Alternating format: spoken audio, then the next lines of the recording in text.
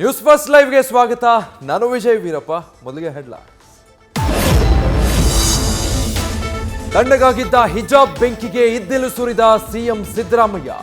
ಹಿಜಾಬ್ ನಿಷೇಧ ವಾಪಸ್ ಎಂಬ ಸಿಎಂ ನಿರ್ಧಾರ ವಿಷಬೀಜ ಬಿತ್ತೋ ಕೆಲಸವೆಂದು ನಿಗಿ.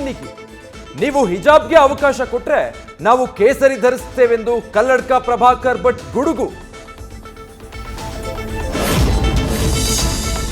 ಬಿಜೆಪಿ ವಿರುದ್ಧ ಮಾತಿನ ಮಳೆ ಹರಿಸಿದ ಕಾಂಗ್ರೆಸ್ ಹಿರಿಯ ನಾಯಕ ಬಿಕೆ ಹರಿಪ್ರಸಾದ್. ಬಿಜೆಪಿಗರು ಗೋಡ್ಸೆ ಅನುಯಾಯಿಗಳು ಬ್ರಿಟಿಷರ ಬೂಟು ನೆಕ್ಕೋರು ಅಂತ ಟೀಕೆ.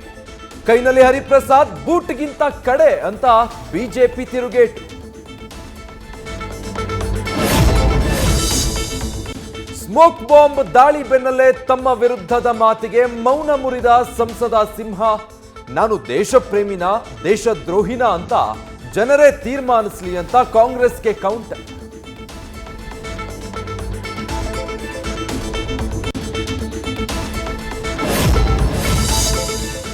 ರಾಜ್ಯದಲ್ಲಿ 24 ಗಂಟೆಗಳಲ್ಲಿ 106, ಬೆಂಗಳೂರಲ್ಲೇ 95 ಕರೋನಾ ಕೇಸ್ ಪತ್ತೆ.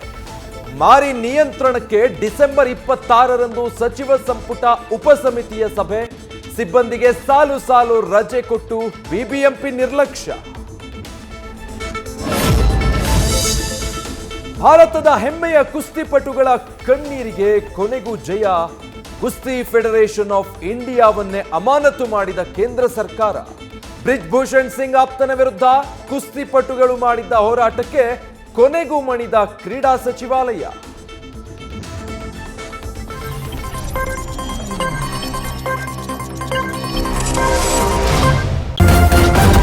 ನ್ಯೂಸ್ ಫಸ್ಟ್ ನಿರ್ಭೀತಿಯಿಂದ ನಿಮ್ಮ ಪರವಾಗಿ.